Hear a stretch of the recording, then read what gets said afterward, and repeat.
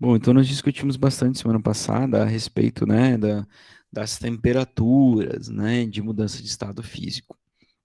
E aí nós falamos assim, as substâncias puras, elas realizam a transição em temperaturas bem definidas, né? Esse é um dos 5 itens lá que eu marquei para vocês, bem definidas. Então a água funde ou congela a 0 graus e ferve ou condensa a 100 graus. E aí a gente fez a ressalva, isso considerando a pressão atmosférica normal, né? 1 atm, ou pressão ao nível do mar. Quando a gente alterar a pressão, essas temperaturas vão mudar. Essas temperaturas vão mudar. Por quê? É fácil de entender, não é? A gente estudou, né, desde o início a questão da temperatura, né? É um processo microscópico. Na aula da semana passada a gente falou, né, da mudança de estado físico tem a ver com o arranjo das partículas. O que quer dizer que tem a ver também com quão próximas as partículas estão uma das outras. Tá certo? Isso quer dizer também que a pressão pode influenciar. Claro, influenciar de qual forma? Então imagine que você tem uma massa líquida de água ali. As partículas têm um certo distanciamento, têm uma certa organização. E se você começar a aumentar muito a pressão sobre elas, o que vai acontecer? Vocês estudaram pressão ano passado, né? Com certeza que sim. Pressão é uma força aplicada sobre uma dada superfície, sobre uma área. Pressionar é aplicar uma força. Então, se eu aumentar muito a pressão sobre uma certa massa de água líquida, eu estou forçando as partículas a se aproximarem, a se aglutinarem. Tá certo? Então, sabe o que isso quer dizer? Isso quer dizer que se eu tenho uma massa de água e se eu aumentar constantemente a pressão sobre ela, indefinidamente, vai chegar a um certo ponto que essa água líquida vai se tornar sólida. Vou dizer o que eu disse de novo, fazendo uma observação antes. Se eu aumentar indefinidamente a pressão sobre uma massa de água líquida, sem alterar a sua temperatura, sem alterar a sua temperatura, eu disse, eu sou capaz de passar essa água do estado líquido para o sólido. Por quê, professor? Ué, porque se eu estou pressionando essas partículas, eu estou fazendo com que elas se aproximem uma das outras. E conforme elas vão se aproximando, a força que as une aumenta, né? É o inverso do quadrado da distância. Quanto mais perto está, maior é a força. E a força vai ficando maior, e eu vou aumentando mais a pressão. E a força vai ficando maior, eu vou aumentando mais a pressão. Até que vai chegar um dado momento que essas partículas vão se reorganizar e vão se tornar uma estrutura rígida. Ou seja, sólido. Um corpo sólido. Então, essa é a interferência que a pressão pode fazer nas substâncias. Tá? O contrário também é verdade. Se eu tenho uma massa de água líquida e eu for diminuindo a pressão sobre elas, o que isso quer dizer? Bom, o que quer dizer é que a força externa que mantém aquilo aglutinado está diminuindo. Pressão é uma força. Então essas partículas vão poder se afastar uma das outras. E se eu for diminuindo a pressão, elas podem se afastar ainda mais. Certo? E se eu for diminuindo essa pressão indefinidamente, uma hora eu vou fazer, sem alterar a temperatura, uma hora eu vou fazer com que essa massa líquida vire gás. Certo? Então, a pressão tem essa de capacidade de alterar, inclusive, o estado físico de um corpo. Tá certo? Bom, mas antes de alterar o estado físico, o que eu preciso que você entenda? Eu preciso que você entenda que quanto maior a pressão, vai ser mais difícil você, por exemplo, fazer com que o corpo sólido vire líquido. Por quê? Porque a pressão externa é maior, tá certo? Então, para eu lembra, né, que nós estudamos a diferença, o que é um estado líquido, o que é um estado sólido, o movimento das partículas, a proximidade das partículas. Proximidade das partículas.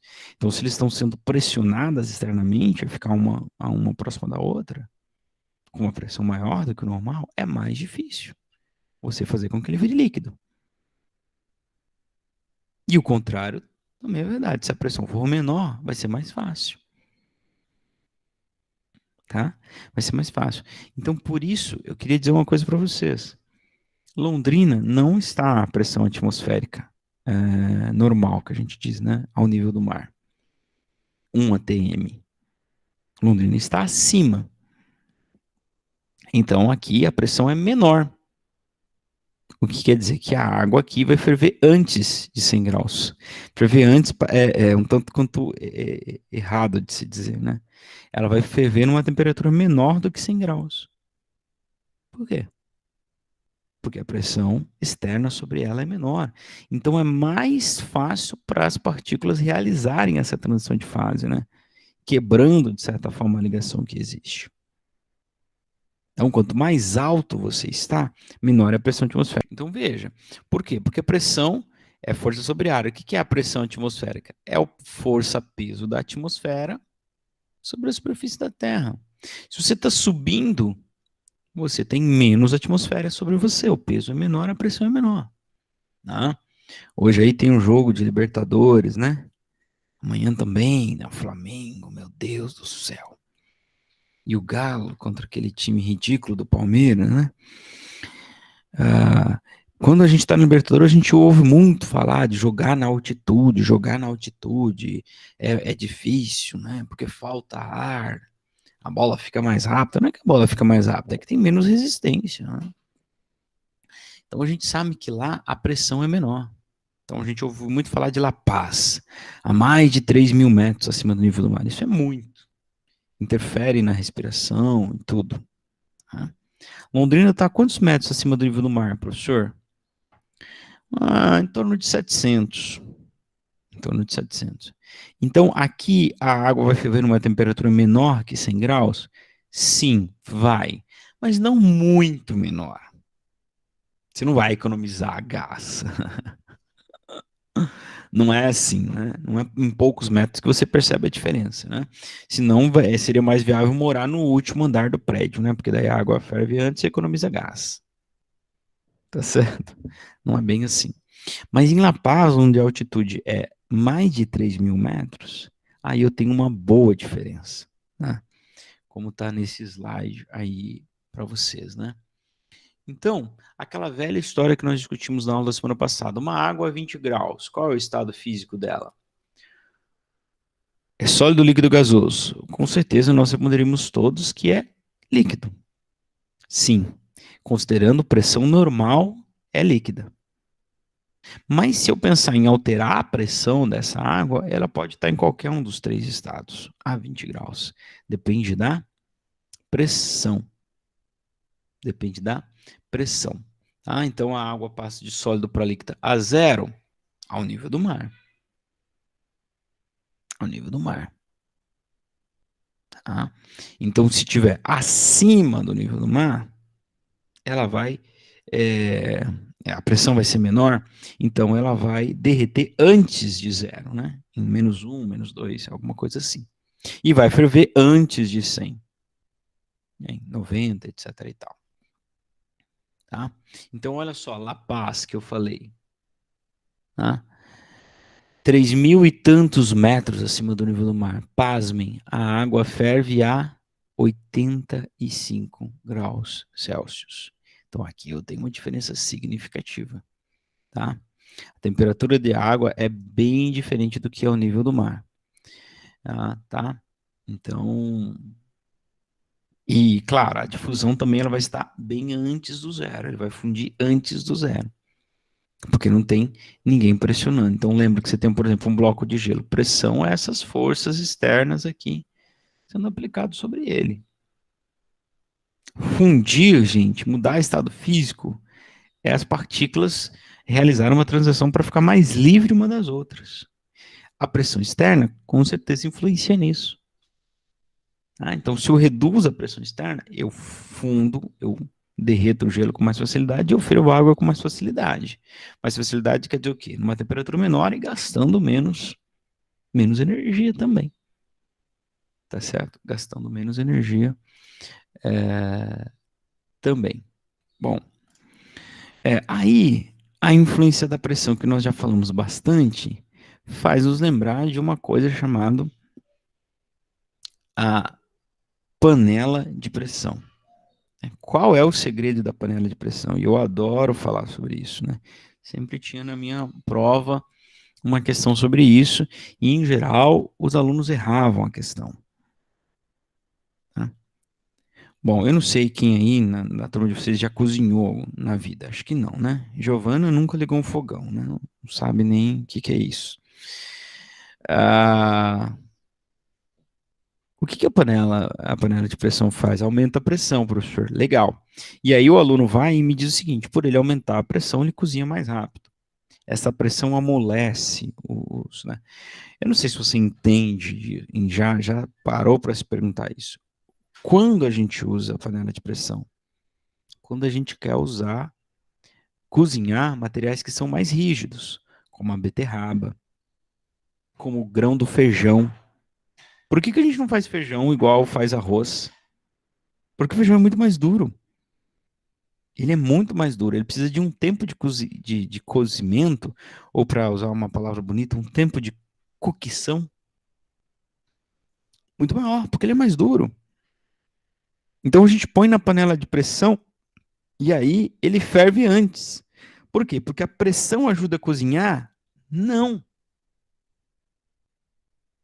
A pressão altera a temperatura de cozimento. Aqui que está o turning point. Gostaram do meu inglês? The turning point. O ponto de mudança, o ponto de virada, o pulo do gato, the jump of cat. Está aqui. O que a pressão faz é alterar a temperatura de ebulição da água. Então, por que eu tenho a panela de pressão? Eu tenho a borracha vedando, eu tenho o pino, eu tenho uma válvula de segurança, porque ali ela é feita para aumentar a pressão. Como está nesse slide anterior, tu pode estudar isso aqui. Né? Vai dar uma lida nisso aqui. Como a água vai fervendo, tu vai aumentando a pressão ali dentro, se você não liberar os gases.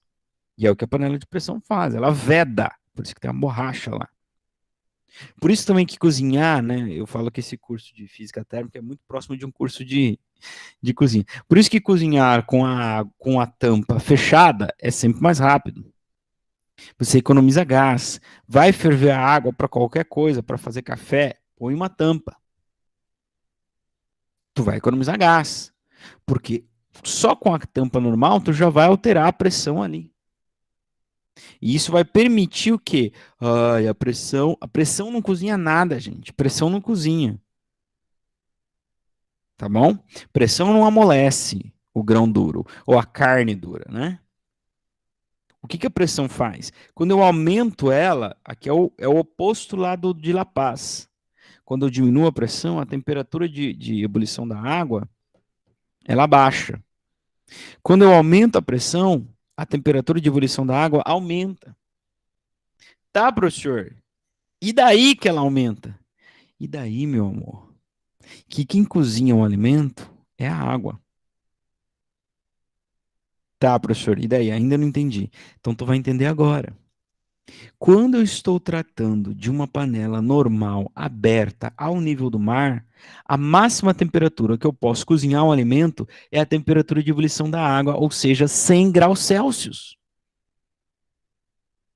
Eu jamais vou poder cozinhar um alimento a uma temperatura maior que isso. Agora, quando eu coloco isso dentro de uma panela de pressão, eu aumento e muito a pressão, cerca de 1 ou 2 vezes. E isso vai fazer com que a água atinja temperaturas maiores antes de ferver.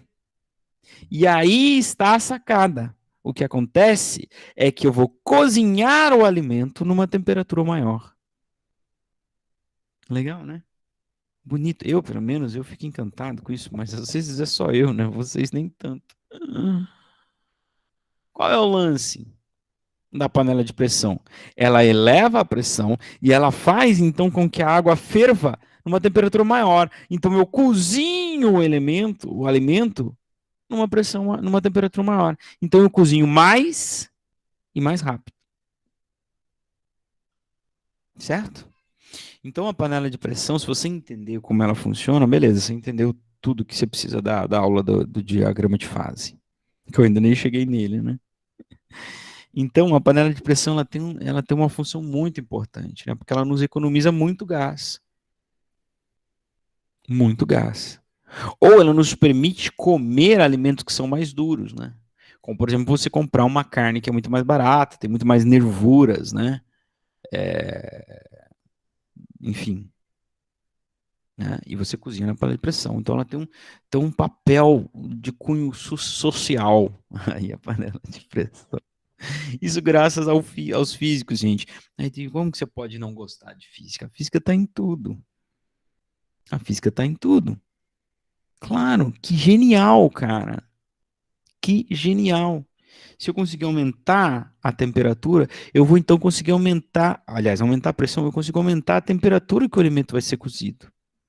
E aí eu cozinho mais, melhor, mais rápido. Posso comer alimentos que são mais duros, né? Ou mais difíceis de cozinhar, tá? Bom, então o diagrama de fase, que é o tema da aula, nada mais é que um gráfico, né? Quem gosta de gráfico, que vai relacionar, então, vai mostrar como que a pressão pode alterar o estado físico de um corpo. Só antes de falar também, uma das várias perguntas que nós colocamos lá no início do estudo da termodinâmica, uma era essa, entender o funcionamento da panela de pressão, e outra é como economizar gás, né? Depois que a água ferveu, tu pode abaixar o fogo. Lembra disso? Tinha até uma chargezinho falando disso. Por quê? Tá cozinhando o ovo, né? Com a panela destampada, diferente do que o professor te ensinou, né? Panela destampada. Ferveu, pode abaixar o fogo. Por que, meu pequeno jovem? Não adianta você ficar fornecendo calor. A água ferveu, ela não vai passar de 100 graus. Considerando a pressão normal, claro. Não vai passar. Ferveu, abaixa o fogo. Tu tá jogando dinheiro fora. O que tu tá fazendo ali é fazendo ela evaporar. Ela chegou em 100 graus, é o máximo que ela pode. A menos que você use uma panela de pressão, tá? Entendeu? Claro, aí se tu tampa a panela, essa é a minha outra dica culinária. Tampa a panela, tu já vai economizar um pouquinho mais de gás, porque tu vai fazer aumentar um pouco a pressão ali. E a água vai ferver um pouquinho acima do 100. Mas ferveu, pode abaixar o fogo.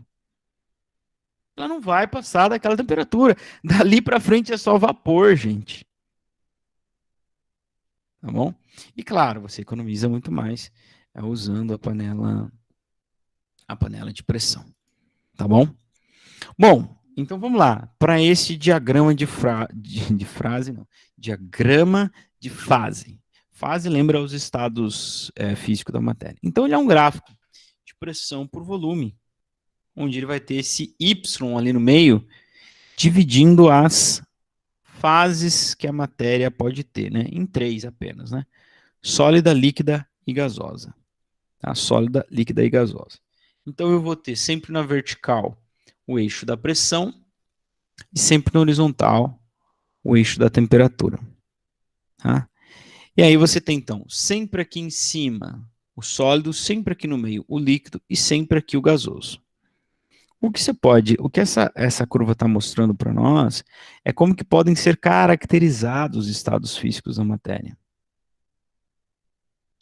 Lembra lá da nossa aula da semana passada? O que é o gás? O gás são partículas praticamente livres.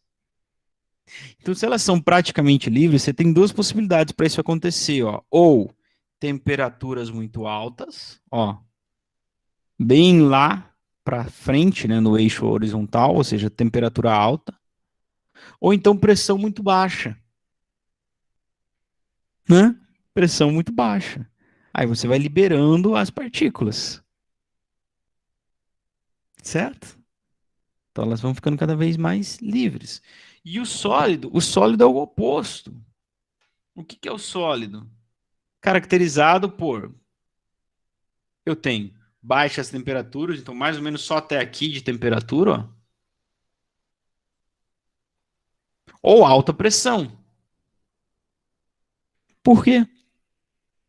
Porque corpo sólido é partículas aglutinadas, aglomeradas, bem próximas umas das outras. Né? Se eu aumentar a pressão muito, eu vou solidificar o corpo. Ou se eu diminuir a temperatura muito, eu vou solidificar o corpo. Tá certo? E a fase líquida do corpo, a gente pode dizer que ela é um estado delicado de se encontrar. Né? Por quê? Não pode aquecer muito, senão ela vaporiza. Não pode pressionar muito, né? Senão solidifica. Não pode diminuir muito a temperatura, senão solidifica. E não pode diminuir muito a pressão, senão também vaporiza.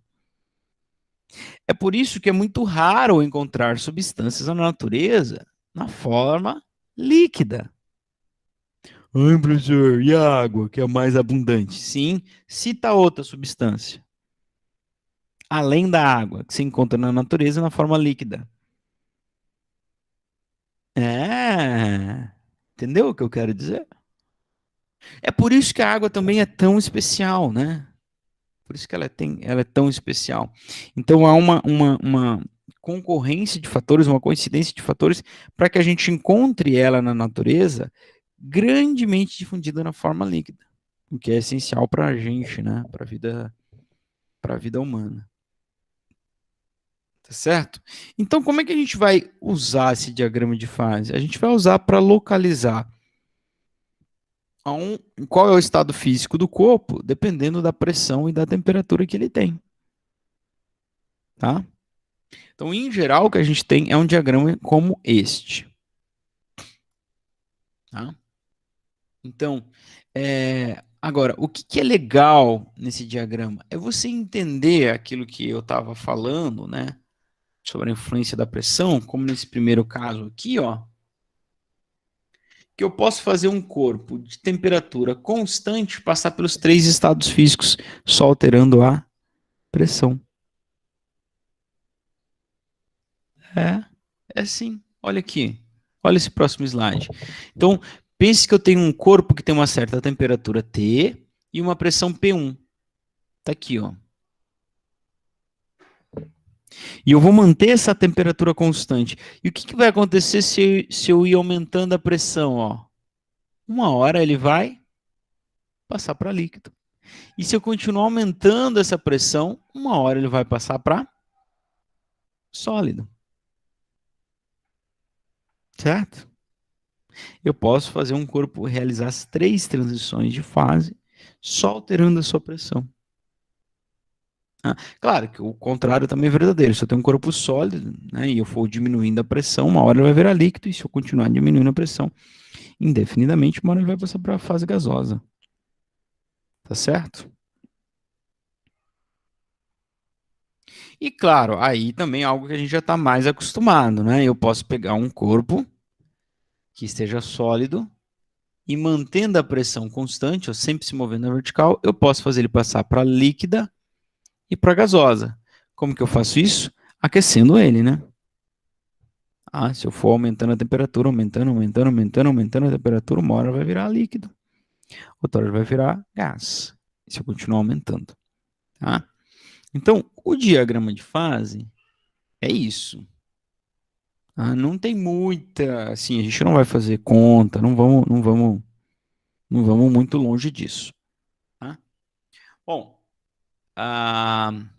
as exceções. Então, algumas substâncias possuem comportamento diferente ao da maioria, né? Então, quando elas se fundem, ocorre uma diminuição em seu volume. Quando elas derretem, o volume diminui. O que pela dilatação está errado, né? Ela tinha que aumentar. Então, essas substâncias são chamadas de exceções. Tá? Como, por exemplo, quem? A água. E aí tem até uns slides que não vai dar tempo de eu falar hoje, né? Sobre a dilatação anômala da água. A água é bizarra. Você vai tirando o calor dela, tirando o calor, ela vai encolhendo, encolhendo, como todo e qualquer corpo, até chegar a 4 graus Celsius. Se você continuar tirando o calor dela, ela vai aumentar o seu tamanho. E isso tem uma implicação incrível. Mas isso vai ficar para a próxima aula. Bom, então nós temos. O que, que acontece quando eu tenho essas exceções? Eu tenho um deslocamento na curva, nessa parte da curva aqui, ó, que é chamada curva de fusão. Por que, que ela é curva de fusão, professor? Ó, lembra que eu tenho sólido, gás e líquido. Então eu tenho aqui a curva que separa o líquido do sólido. Então ela é a curva de fusão. Aqui eu tenho a curva que separa o líquido do gás, então é a curva de vaporização. E aqui eu tenho uma curva que separa o sólido do gasoso, então é a curva de, como que é o nome? Sublimação. Tá? Então nessas substâncias que são exceções, eu tenho o quê? Eu tenho um deslocamento na curva de fusão. O que faz acontecer que eu tenha uma região maior para fase líquida. Ah, a água é uma exceção, professor? É. Por isso que ela é largamente encontrada não, na natureza em fase líquida. Tá? Há um deslocamento ali na sua curva de fusão que vai ampliar a possibilidade dela ser líquida. Tem mais possibilidade do que, em geral, tem as demais substâncias. Tá certo, gente? Então vamos lá. Bom, e aí então, a gente já falou disso, né? Mas aí tem um nome específico que é o regelo. O que, que é o regelo? Você pode fazer a água sair, né, do sólido para o líquido só alterando a pressão. E isso só é possível porque a água é uma exceção. Então, só é possível porque a curva de fusão dela está aqui, ó. Ah, professor, mas no outro não dá? Não, não dá. Porque a curva de fusão, ó, ela está aqui. Tá daqui para cá. Então, qualquer ponto que você vai fazer ela passar do líquido para o gás, ela vai ter que ter uma interferência na temperatura também. Tá? E aqui não, como essa curva está deslocada para cá, ó, eu posso ir da pressão 1 para a pressão 2 e eu faço ele passar do líquido para o sólido. Tá? Do líquido para o sólido. Bom, então, o que a gente pode ter de exercícios são isso, como por exemplo este. Ó. Nesse gráfico, destaque quais são os estados físicos do ponto A, B e C. Bom, isso é brincadeira de criança, né? O A é sólido, o B é gás,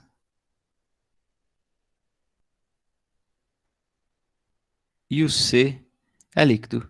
Reparou que os três têm acento agudo? Interessante, né? O A e B, e o A e o gás e o líquido são porque são proparoxítonas, né? Tá? Então, isso é uma... Beleza. Esse exercício era só para saber se você sabia identificar. E outro exercício é dar um nome de transição, né? O que, que vai acontecer? Então, por exemplo, eu tenho vamos supor que eu tenho um corpo aqui ó, no ponto A. E aí o professor vai te perguntar, o que, que acontece se você aumentar a temperatura? Ó, vira líquido. Ah, o que, que acontece se aumentar a pressão? Nada, continua sólido. O que acontece se diminuir a pressão? Faz a transição para gás. Então, esse é o tipo de coisa, tá? Bom, então eu vou terminar por aqui, mas só então dizendo, ó, exercício 1, A, B e C são sólido, líquido e gás, tá? E esse número 2 aqui? Qual é o estado físico no ponto B? Ele está sobre a curva da vaporização. Qual é o estado líquido? É líquido? Ah, qual é o estado líquido? Qual é o estado físico? É líquido ou gás? É indefinido. Pode estar líquido, pode estar gás. Pode ter uma mistura dos dois, pode estar fazendo a transição entre um e outro. Pode estar fazendo vaporização ou condensação. E o D? O ponto D é chamado de ponto tríplice. Por que será? Por que será? Tríplice. Eu já vi esse prefixo tri em algum lugar, né? Em algum lugar. Bom, então, eu trouxe o diagrama de fase, né? A gente não viu especificamente o diagrama de fase da água na aula da semana passada, com os valores, né? Então, aí tem o gráfico em com a temperatura em Celsius e com a temperatura e com a pressão em ATM, tá? A gente já deve ter falado que a pressão no SI, ela seria Newton por metro, mas 1 Newton por metro é a mesma coisa que 1 ATM, né? Aliás, perdão. 100 mil newtons por metro quadrado é a mesma coisa que 1 ATM e que seria a pressão atmosférica ao nível do mar, a pressão atmosférica normal. Então é muito comum a gente usar a pressão também em ATM. Então aqui você vê, ó, aqui, ó, no nível do mar, a temperatura de fusão da água está aqui, ó, ou de solidificação da água, 0 a 1 ATM, né?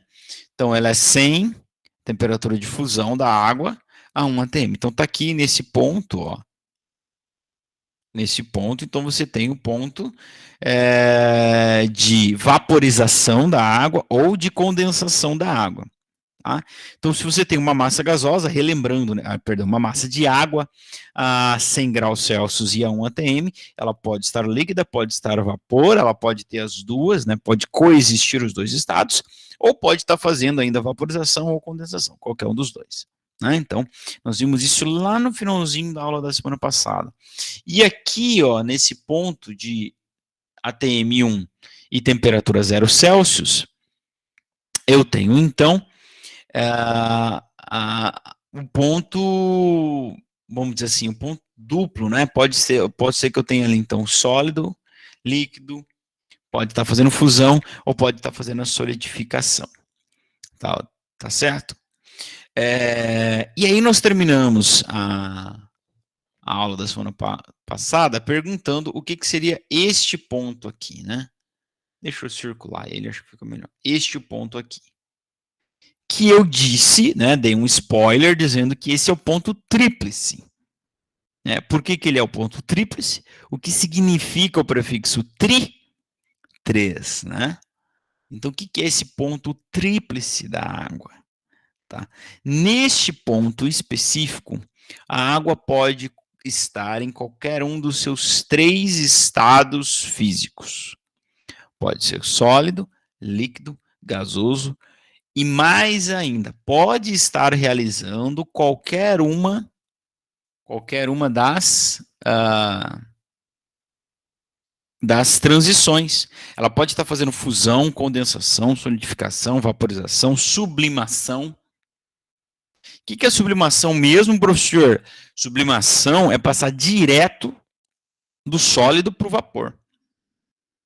Mas a água faz isso, professor? Faz. Mas eu nunca vi a água fazer isso, professor. Pois é.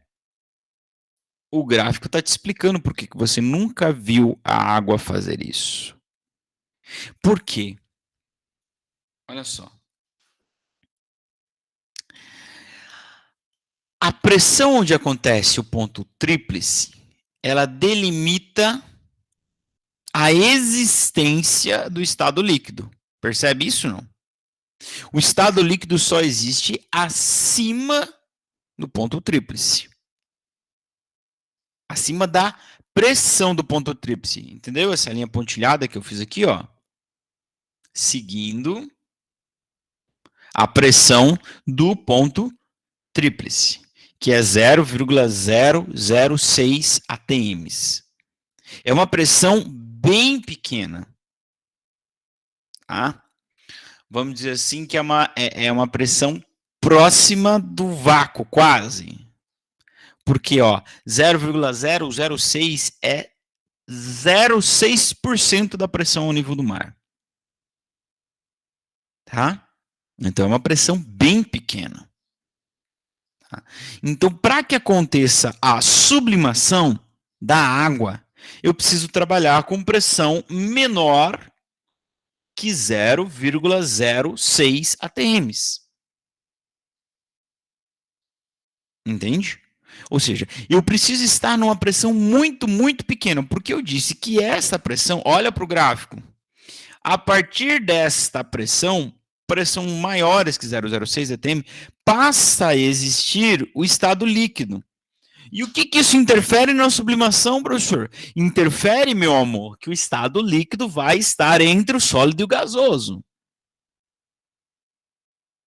A partir para pressões maiores que 0,06 atms, não há como você passar do estado líquido, do estado sólido direto pelo gasoso. Você vai ter que passar pelo líquido entre eles. Você conseguiu perceber isso? Não? Deixa eu tentar fazer uma coisa. Ó, eu vou tentar ousar aqui. Vai, teclado, me ajuda. Ó, vem comigo aqui, ó. Imagine que o gráfico fosse só isso aqui, ó. Ele começasse... Vai, não deu. Peraí. De novo. Imagine que o gráfico fosse só isso aqui, ó. Ó, imagina isso. Tá vendo? Aqui está o sólido, aqui está o líquido e aqui é o gasoso. Como que você faz para passar de sólido para gasoso? Não tem como.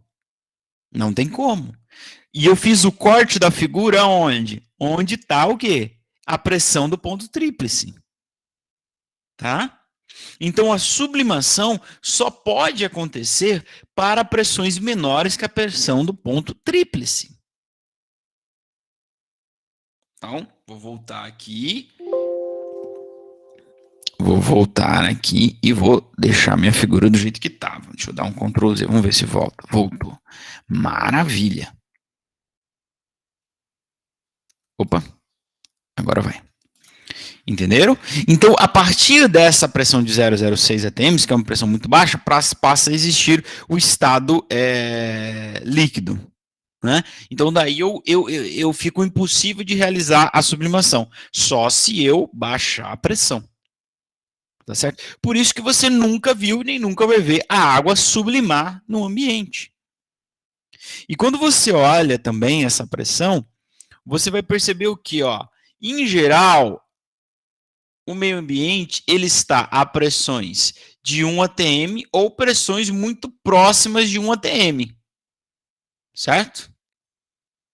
E, em geral, no Brasil, as temperaturas vão estar entre 0 e, sei lá, 40 graus. Vamos supor que o 40 esteja mais ou menos aqui, ó. Ó. Temperaturas de 0 a 40 e pressões próximas de 1 atm. Ó. Qual é o estado físico da água nessas condições? Líquida. É onde a gente encontra a água, é como a gente encontra a água no Brasil, no meio ambiente. Claro que se você trabalhar com regiões mais frias, tipo Canadá, o Alasca, Antártida, então essa aumenta aqui a possibilidade de você ter água no estado sólido, porque você não vai passar por temperaturas bem abaixo, aliás, você vai passar por temperaturas bem abaixo de zero, né? Sei lá, menos 20, menos 40. Então, você tem possibilidade de ter água sólida ou água líquida também, tá? Naturalmente, na natureza. Naturalmente na natureza é ótimo, né? Naturalmente no ambiente, ok? Tá? Então tá aí o diagrama de fase da água com os valores, bonitinho, né? Então o ponto tríplice da água, ele acontece lá no 0,006 atms e 0,01 de temperatura. de temperatura. Então, por isso que a gente não vê sublimação da água no meio ambiente. Mas, professor, tem substâncias que sublimam? Tem substância que sublima, inclusive uma chamada de dióxido de carbono, tá? Quando existia o ensino presencial, a gente até fazia uma experiência que é o seguinte: dióxido de carbono é o que tem nos extintores, né? E lá dentro do extintor, ele está como? Ele está sólido, tá? Porque ele está muito pressionado. Né? E aí, quando você dispara isso para o ambiente, você está jogando ele numa pressão muito menor. E aí ele, então, vaporiza, né? Porque você está tirando ele lá dentro ele está bem pressionado, então você está jogando ele para o ambiente e ele vai vaporizar, tá? Então é o famoso gelo seco, né, o dióxido de carbono. Então põe na palma da sua mão, você vê saindo fumacinha. O que está acontecendo ali? Sublimação. Mas por que o dióxido de carbono sublima? Ah, professor, porque o diagrama de fase do dióxido de carbono não é o mesmo da água. E a gente vai ver num exercício como que é o dele. O ponto tríplice dele está numa pressão e temperatura abaixo da comum no nosso ambiente. Tá? Então, é fácil para ele sublimar. Tá bom? Legal? Bom, a gente vai chegar nesse exercício e a gente volta a essa discussão. Tá? Bom, e aqui sim, exercício 4 da Federal do Espírito Santo, o gráfico, o diagrama de fase do dióxido de carbono. Então, eu quero continuar a minha discussão com vocês e olhar aonde está o ponto tríplice do dióxido de carbono. Olha a pressão do ponto tríplice do dióxido de carbono. Estão olhando? Eu poderia chutar aqui ó, que essa pressão é mais ou menos 6 atms. Eu disse 6 atms. Vocês me entenderam? 6 atms. Talvez não chegue a 6, professor, está muito próximo do 5, né? Depois eu mando o PDF para vocês podem pôr uma régua ali e definir, mas enfim. Se fosse 5, que seja 5. Quando eu estou dizendo que a pressão do ponto tríplice do dióxido de carbono é 5 atm, gente, quer dizer que para existir o estado líquido do dióxido de carbono, eu preciso ter uma pressão 5 vezes maior que a pressão atmosférica. É por isso que você não encontra o dióxido de carbono líquido na natureza. Porque para existir o líquido, o estado líquido só acontece, só passa a existir a partir da pressão maior que a pressão do ponto tríplice, assim como é para a água. Como a pressão do ponto tríplice é muito alta, você não tem na natureza dióxido de carbono líquido. Porque na natureza tu não vai ter pressões maiores que 1 atm. Então vamos imaginar aí, ó, que o ponto A aqui do gráfico seja a pressão de 1 atm, tá? Ó, 1 atm. E vamos imaginar que no planeta Terra, em toda a superfície do planeta, a pressão é constante de 1 atm, né? Não é, né? Normalmente é um pouco menor que 1 atm. Ou seja, toda vez que você não está a nível do mar, é um pouco menor que 1 atm. Mas vamos supor que na superfície toda do planeta seja 1 atm. O que eu posso ter, então? Eu posso ter o dióxido de carbono sólido ou gasoso. Sólido se eu tiver temperaturas menores que, bom, eu não sei, a definição da figura para variar não é muito boa, ó. Aqui é o menos 80 e aqui é o menos 70. Então vamos chutar aqui, ó, menos 70 graus Celsius para o ponto A, ali. Né? Então vamos supor que seja ali, ó. Tá? Então, para que eu tenha o dióxido de carbono em estado sólido a 1 atm, eu preciso trabalhar com temperaturas menores que menos 70 graus. Ou pressões maiores que 1 atm. Né? Se eu for lá para 2 atm, que deve estar mais ou menos por aqui, ó, Aí eu posso ter, sei lá, menos 75. Conforme eu for aumentando a pressão, eu vou aumentando a possibilidade de eu ter o estado sólido, né, do, do dióxido de carbono. Tá certo? Então, agora, é claro, gente, é claro que nas condições normais de pressão e temperatura, CNTP, né? Seu professor de química já falou muito disso para você, né? Pressão de 1 atm, temperatura de 20 Celsius. Qual é o estado físico do dióxido de carbono? É gás? Onde é que está o 20 Celsius? Ó, aqui é o 20, é o menos 20, aqui deve ser o zero, mais ou menos, o 20 Celsius vai estar aqui, ó. Então, com certeza ele é gás. É por isso que o gelo seco sublima. É por isso que, né, você tira lá do extintor, o extintor de dióxido de carbono, tá? Tem outros tipos de extintores aí.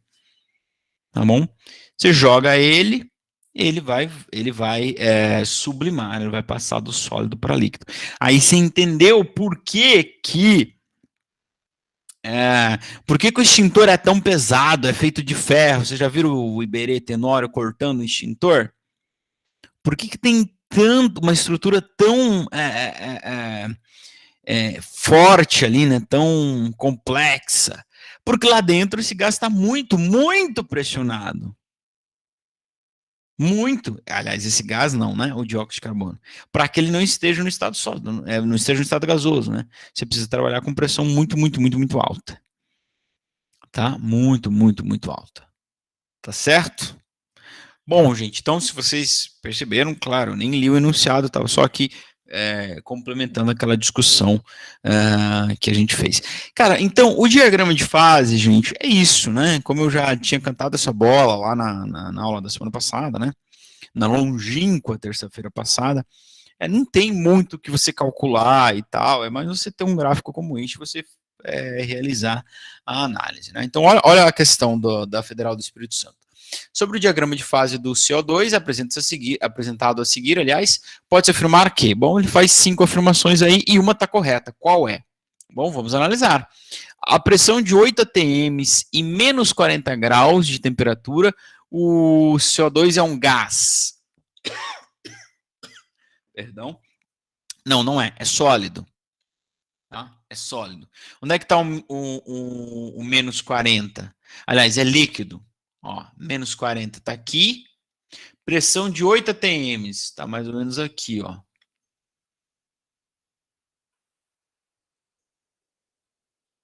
Tá? Então, aqui, ó. Mais ou menos aí, é líquido. Então, se a gente tivesse fazendo uma avaliação, eu ia perguntar alguma coisa mais ou menos parecida com isso para vocês. Falei assim, olha, dado o diagrama de fase do dióxido de carbono, né? Uma massa que tenha 8 atm e menos 40 graus de temperatura, qual é o estado físico dela? E aí você vai me responder. Tá certo? Então, a gente sabe que a letra A não é verdadeira. Deixa eu pôr no silencioso essa birosca. Agora tá funcionando, né, WhatsApp? No ponto A, há um equilíbrio entre sólido e líquido? Não, não, não, não, tá errado. O ponto A, há um equilíbrio sólido-gás. Pode ser sólido, pode ser gás, pode... Enfim, pode estar fazendo sublimação. Letra C, a pressão de 1 atm e 25 graus Celsius, o CO2 sólido se sublima. Verdade? Se você pegar uma massa sólida de CO2 e jogar a pressão de 1 atm e 25 graus Celsius, ele vai virar gás na hora, ou seja, ele vai sublimar. Então, letra C está correta. Vamos olhar a letra D aí, por que está errado? Ó, letra D. O ponto B pode ser chamado de ponto de ebulição. Essa aqui seria um bom chute, né? Não, mas não é não. O ponto B pode estar acontecendo ali, ó. Lembra que aqui é sólido, então não é ebulição. Ele poderia ser fusão ou solidificação. Ebulição jamais. O ponto C apresenta um sistema monofásico. O que é um sistema monofásico? Só tem uma fase, né? O prefixo mono. 1. Não, não. O ponto C representa o ponto tríplice do dióxido de carbono, né? Ali poderia estar acontecendo os 3 estados físicos mais comuns, né, da matéria. Beleza, gente? Bom, a exercício 5. Bom, então tá certo, né? Beleza? Tranquilo? A alternativa correta é a letra C. Tá? Exercício número 5. Nesse diagrama de fase, compare as pressões e as temperaturas correspondentes às respectivas condições que ocorre a fusão. Então, lembra que a gente tem as exceções, não, e a maioria, né? Tá bom? Lembra que a água é uma exceção, então há um deslocamento na curva da fusão. Beleza? Então, assinale V ou F para verdadeiro e para falso. Então, aqui no próximo slide, as alternativas. Letra A. Em relação à maioria das substâncias, pode-se concluir que para ocorrer a fusão, quanto maior for a pressão, maior será a temperatura que essa mudança de fase ocorre. Verdade? Ó, para ocorrer a fusão, quanto maior for a pressão, maior será a temperatura da fusão. Verdade. Tá? Por que isso é verdade? A gente pode olhar isso pelo gráfico. Ó. Tá aqui a fusão, ó, a curva da fusão. Se eu aumentar a pressão andando na curva da fusão, o que aconteceu com a temperatura? Aumentou também, ó, T2 é maior que T1, né?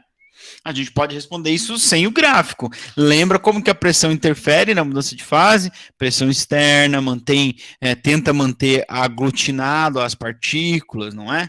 Então, se você tem uma pressão maior, vamos dizer assim, é mais difícil para o corpo quebrar ali as ligações e passar do sólido para o líquido. Assim como é mais difícil também vaporizar, passar do líquido para o gás. Então, quanto maior a pressão, a temperatura de fusão aumenta, a de ebulição também aumenta. Tá? Lembra que lá em La Paz a água ferve a 86 graus, né? E o gelo vai derreter antes de zero, né? Não sei, -5, por aí. Então, a A é verdadeira. Em relação à água, pode-se concluir que, para ocorrer a fusão, quanto maior for a pressão, maior será a temperatura de fusão. Então, mas daí a água é exceção, né, professor? Ó, olha aqui. A água é exceção. Exceção para fusão. Tá? Não para ebulição. Então, lembra que nós falamos lá em La Paz, pressão muito menor, a água ferve antes dos 100 graus, né? Ferve em 86. Agora, na fusão é o contrário. Por quê? Porque a água é uma exceção. Então, você desloca a curva para cá. Então, perceba que se você aumenta a pressão, ó, T2 é menor que T1, porque a água é uma exceção. Tá? Então, em relação à água, pode-se concluir para ocorrer a fusão, quanto maior for a pressão, maior será a temperatura. Falso. A água é um bagulho doido, né? Letra C. Durante o processo de fusão, há simultaneamente duas fases, sólidas e líquidas. Verdade, claro, não precisa nem olhar para o gráfico. Durante qualquer processo de mudança de fase, coexistem mais de uma fase. Verdade também. Né? Coexistem mais de uma fase. Né? Se é fusão, coexiste fusão e... coexiste sólido e líquido. Se é vaporização, coexiste líquido e vapor. E assim por diante. Para finalizar, exercício número 6 é a mesma ideia do exercício número 5, mas vamos só, então, mais uma vez, sedimentar essa ideia aí. Analisando a relação entre as variações de pressão e temperatura, assinale V para verdadeiro e F para falso. Então, tem aí, ó, o P1 com o T1, P2 com o T2, P3 com o T3, P4 com o T4. Então, ó, se alguém tiver, vamos lá, ó, se alguém tiver pressão T1 e temperatura T1, pode estar sólido, gás ou sublimando. E a mesma coisa para o T2 e P2, ó. Pode estar sólido, gás ou sublimando. Se alguém tem P3 e T3, ó, está sobre a curva da vaporização. Então, pode ser líquido, pode ser gás, ou pode estar vaporizando ou condensando. E se alguém tem P4 e T4, também está sobre a curva da vaporização. Então, pode ser líquido, lembra que sempre, ó, líquido, gás, sólido. Tá? Beleza? Então, vamos para as alternativas lá. Quanto maior for a pressão a que a substância estiver submetida, maior será a temperatura de ebulição. Verdade, é a mesma, né? A mesma primeira alternativa da questão anterior, né, gente? Aumentou a pressão, ó, passou de P3 para P4, passou de T3 para T4. T4 maior que T3. B. Quanto maior for a pressão a que a substância estiver submetida, menor será a temperatura de sublimação. Mentira, né? Falso. Quanto maior for a pressão, ó, aumentou de P1 para P2, a temperatura da sublimação também vai aumentar de T1 para T2. T2 é maior, né? Comparando o gráfico da maioria com o gráfico das exceções, pode-se concluir que, para a vaporização e a sublimação, aumentando-se a pressão, implicam no aumento das respectivas temperaturas em que ocorrem tais processos. Verdade. Tá?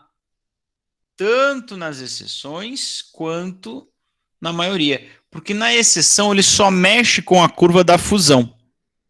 Tá? Só mexe com a curva da fusão. Letra D. O rastro de água deixado por um patinador é explicado pelo aumento da pressão que o peso do corpo provoca sobre o gelo, levando para a fase líquida a superfície deste sólido que entrou em contato com a base do patins. Tá certo isso ou tá errado?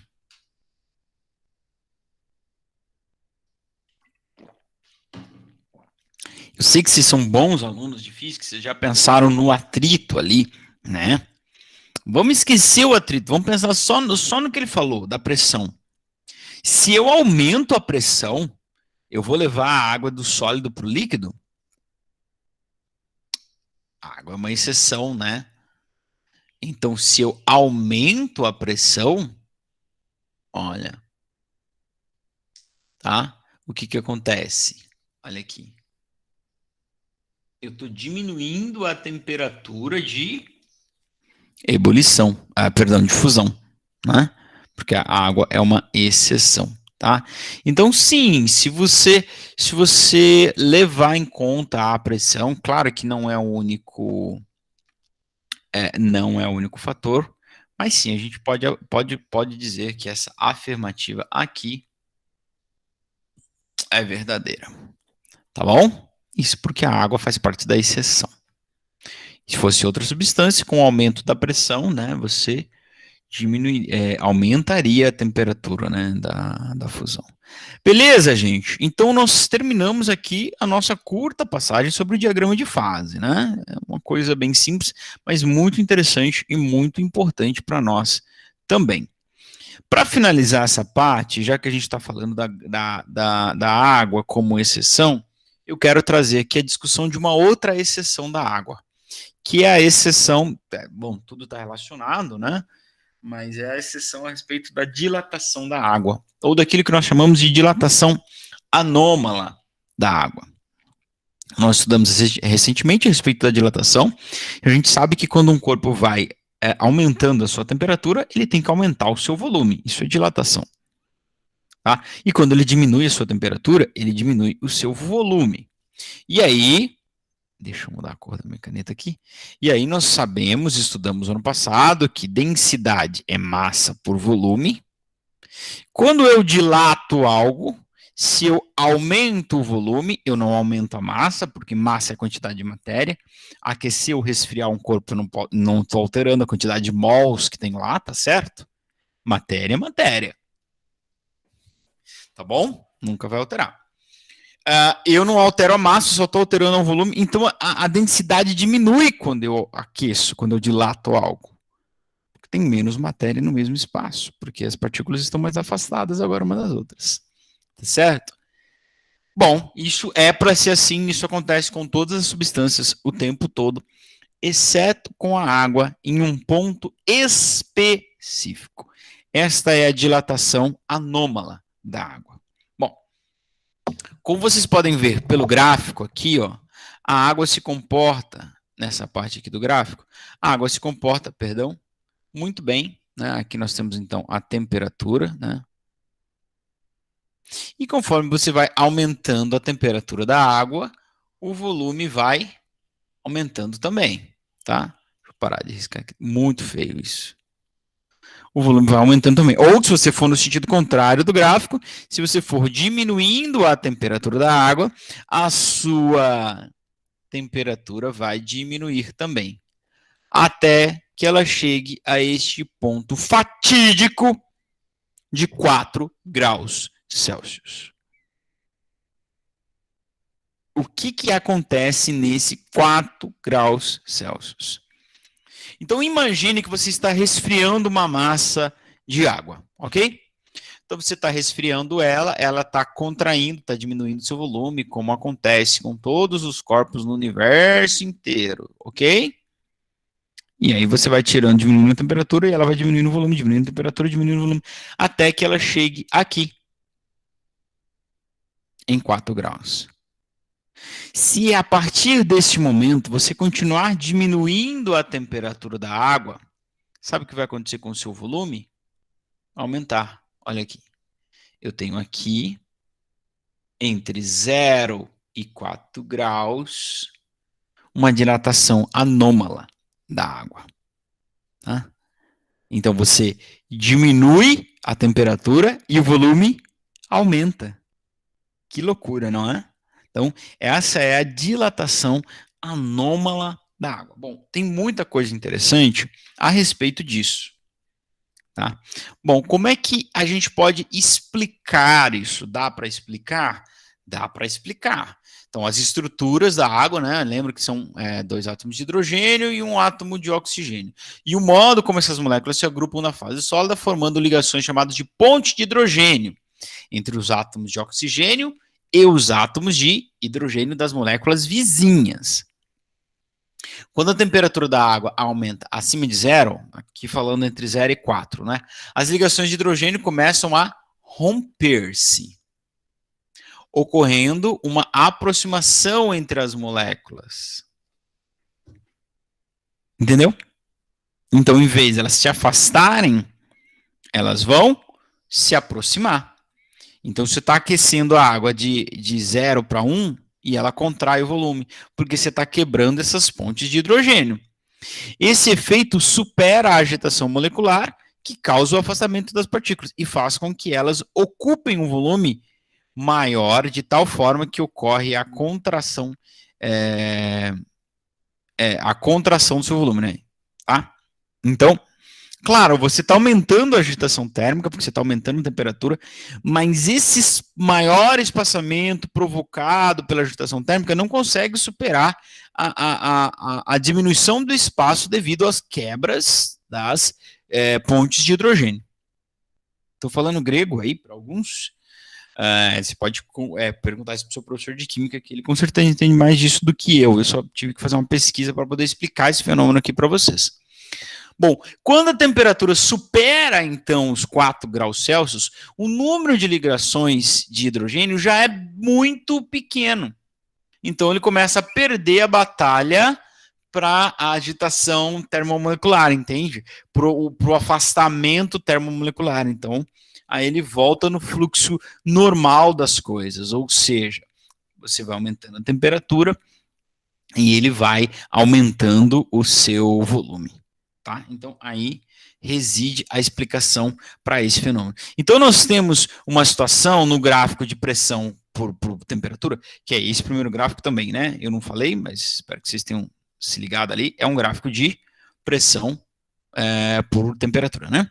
Então, você tem uma coisa bem bizarra na água, né? Então, olha só o que está acontecendo. Você vem com o gelo, né, aqui, inicialmente gelo, tá? E você vai aquecendo ele e ele vai aumentando o volume, até ele chegar em 0. O que acontece quando ele chegar em 0, considerando a pressão de 1 atm, né, pressão ao nível do mar? Quando ele chegar em 0, ele começa a uma redução no seu volume. Tá? Quando ele passa de sólido para líquido, ele reduz o seu volume. E ele continua essa redução depois de terminar a transição de fase, ele continua essa redução enquanto você vai aquecendo ele até chegar aos 4 graus Celsius, né? A partir daí funciona tudo normalmente, né? Então agora eu fiz o pensamento do gelo para a água, né?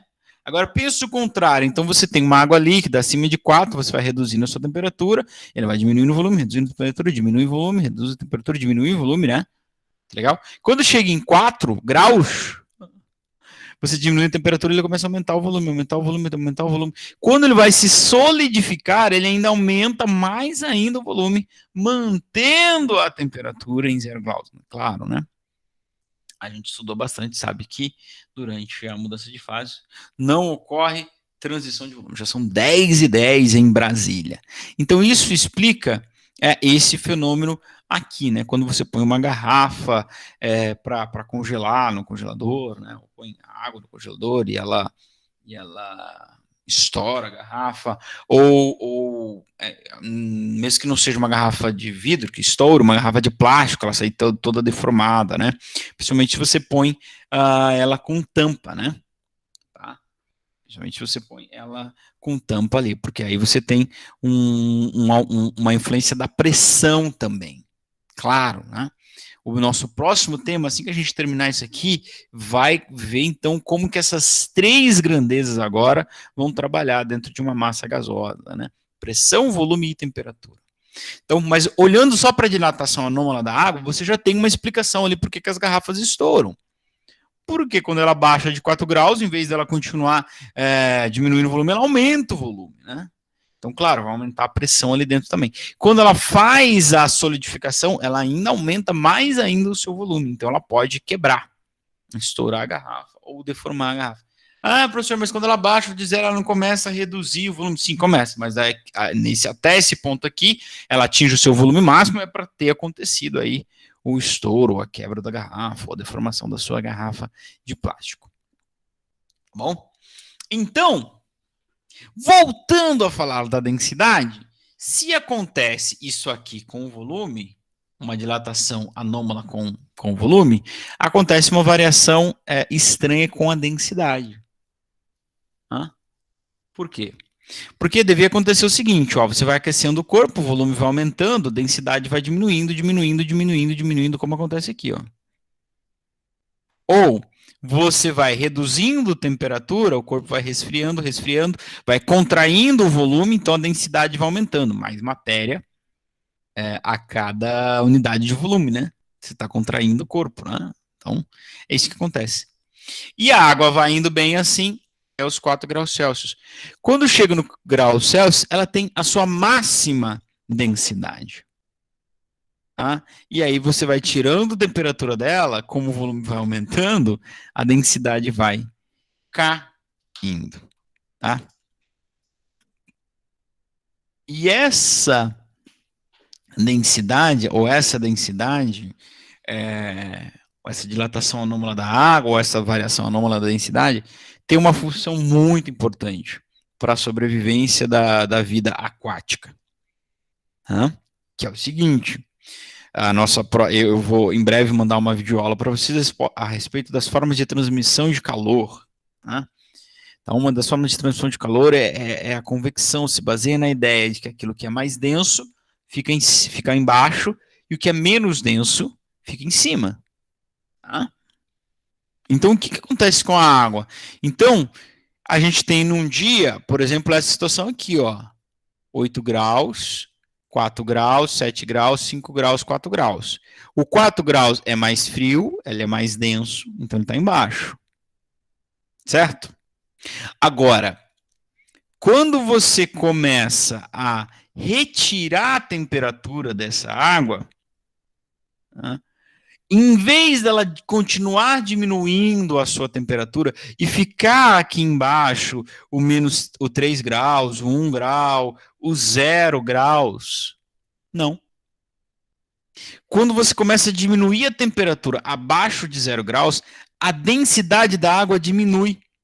Então, quem vai ficar embaixo aqui vai ser sempre o 4. E o 3 vai para cima dele, porque ele tem uma densidade menor. E o 2 fica em cima, e a água com 1 graus fica em cima, e a água com 0 graus fica sempre na superfície nos dias mais frios. Você já sabia disso, né? Que os lagos congelam, primeiramente, a superfície. Tá, professor, mas por que que isso é tão importante? Por que que isso é tão importante? Porque num dia muito frio, você vai conseguir manter aqui embaixo temperaturas mais confortáveis. Teoricamente, temperaturas menores que a da superfície, menor que zero. Por quê? Porque a máxima densidade da água, lembra desse gráfico aqui, ó? O máximo volume que ele tem, aliás, o menor volume que ele tem é em 4 graus. E o máximo volume que ele tem é em zero. Então, o zero vai ser sempre a água zero congelada, vai ser sempre a água menos densa. Então, ela sempre vai ficar por cima. E isso causa ainda mais, né? Eu falei que a nossa próxima aula vai ser uma videoaula, é sobre forma de transmissão de calor. E tem um fator ainda mais interessante, que é o seguinte: o gelo é um isolante térmico. É, acho que já falamos disso, né? Professor, mas o gelo é gelado. Uhum. Temos um Sherlock Holmes na turma, o gelo é gelado, oh meu Deus! É, mas ele é um isolante térmico, ele não permite a propagação de calor. Tá? É por isso que os iglus moram em casas. Os iglus não. Existe o iglu, que é uma casa feita de gelo, porque lá dentro fica mais quente do que lá fora, porque ele é um isolante térmico. Então você cria uma barreira protetora, tá? Para a vida aquática aí, tá? Então isso é uma coisa muito interessante. Isso é uma coisa muito interessante.